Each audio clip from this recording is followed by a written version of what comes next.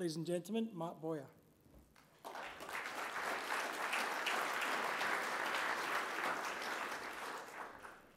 Thank you very much, Mr. Chairman. Your Royal Highness, ladies and gentlemen. As stated, my name is Mark Bowyer. I like to consider myself an agribusiness consultant from the beautiful county of Norfolk and was very generously sponsored by their nation. For an arable farming, bridging the gap between research and application. We've heard quite a lot about where some of these gaps may be this morning. So why did I want to study this? Well, at the start of my Nuffield period, I felt that UK agriculture was becoming a bit dull. The rest of the world seemed to be changing very quickly, and we didn't. And our wheat yields remained constant for almost 30 years, despite a massive amount of investment in research. Why had our development stalled when we consider this massive investment that we've made? More concerningly, in some of the roles I was fulfilling, I found that actually I spent more time in claiming subsidies, grants and support payments than I did in developing the business that I was trying to run. And I then started to get involved with young people. I was very remotely involved with education and also employed young people on the farm. It wasn't a big problem to me, but in talking to some of them, they just wanted to maintain the status quo. They felt that the family farm would provide them with a living the same as it had for their fathers and their grandfathers. And then I saw this and thought, oh, sort of sums it up rather. If we're not careful, this could be the epitaph of UK arable farming. And I felt that actually this might be all because of one word that we'd possibly forgotten. Why? Actually, most of us, by the time we get to our 10th birthday, have probably stopped asking why as often as we should. And having heard the answer for the first why, does it need a second or a third? And then I worked in a veg business and had to do root cause analysis and asked the question why 6 times before I came down to where the real problem with the process might be. If we asked ourselves why more often in our businesses, would we still be producing 3 million tonnes of feed wheat that we export at a break-even price or possibly even a loss? I think we might be trying to do something different. But to be able to ask the question why, we need someone to ask. This really should be our research organisations. Here we should be able to find the science, the actual why it is happening. But we also need to be able to apply it, and to apply it we need to understand it. I went to the USA. The USA has a very heavily state-funded research programme. And in the USA I was introduced to this principle of the valley or chasm of death. This put research on one side and application on the other. In their situation, they call it extension. It's also known as knowledge transfer. But somehow, we need to be able to cross this gorge. Individual organisations can do this. They can provide their own extension service. Generally, when this happens, there is some financial gain for the organisation doing it. It can be seen working very well in South America, despite the fact that they have a very extensive state-run programme. There is also some very large multinational businesses that are very keen to provide extension services on the back of being able to sell more of the lucrative seed that keeps them in business. In the UK, we have a large number of organisations, all of whom are trying to sell us their information. They're all looking at the farmer, trying to encourage the farmer to open his wallet and adopt their latest piece of technology or their newest technique. It's starting to make the environment a little crowded. I then went to speak to some of the researchers in this country and to hear where some of their biggest issues were. I was surprised to find that it wasn't around funding, it was around the application of their work, project selection, and where the next piece of work was likely to be coming from.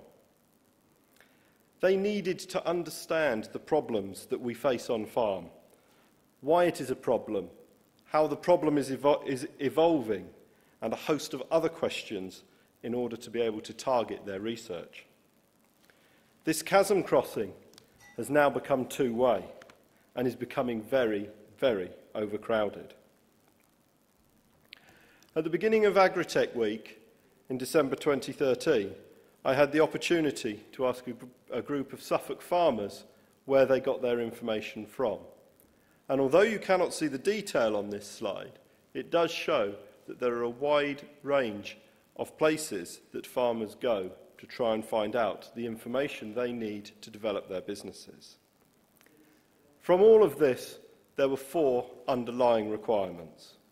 Everybody felt that their information needed to be local, understandable, independent, and ready for application.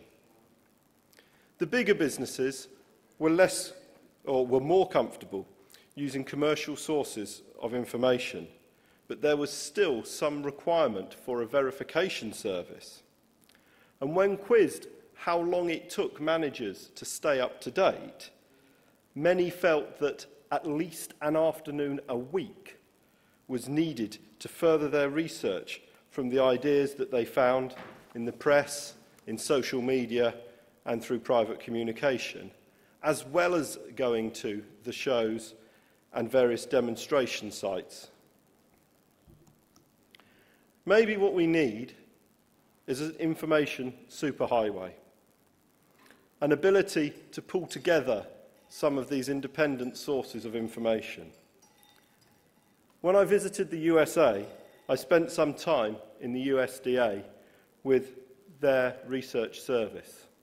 They have a government-funded extension service. It works in conjunction with academia, and it provides a service to gives access to information for everybody. In South America, when I was there, I found another similar organisation. Again, government-funded. This time, it's known as Embrapa, and it is supported quite heavily by private industry. Yet despite some of this, we still have to manage to change. As I understand it, there are now really 2 reasons why businesses change.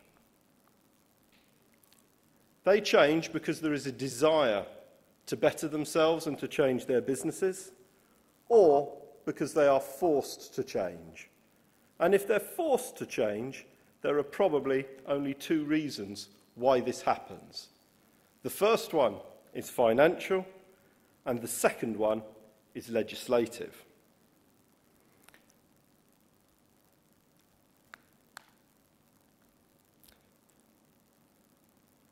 Does the current system of support payments in Europe encourage change? Despite what the EU ministers would have us believe, I do not believe that it does. I believe that basic payment underpins most arable businesses and allows them to continue inside their comfort zone, hence removing one of these 2 reasons to force change. We are left with a desire to change or legislation. It can be clearly seen in California. There are dry water courses. There is a huge amount of information. that is telling people that they can reduce their water usage dramatically through the use of drip irrigation. Yet there is no desire, there is no financial requirement, there is no legislation, so they still install flood irrigation like they always have. There are a number of other success stories. In the UK, British Sugar has managed in the last 15 years to reduce the area required to grow the same amount of sugar beet by 50%. Not being particularly popular, but by providing a force, as in price constraint, and then the information, as in the tools, they have managed to lead change. Cooperation has worked well in New Zealand with a very sound dairy business. And in Brazil, Embrapa has managed to do the same thing in soya.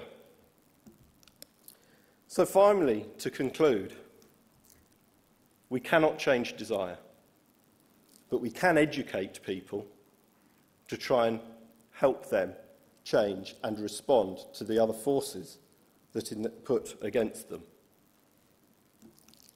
If we work together, we share experiences, we cooperate, the chances are we will be much, much stronger. And this works with the flow of information. Finally, we need the tools to enable change. Where should these come from? Well, if we're looking for independent tools that we are already funding through a very heavy levy board system that inherits annually about £65 million, the organisation is already in place. Its CEO spoke to us earlier, and I think with the changes that are going on, that is probably our future source of information and change. Thank you very much.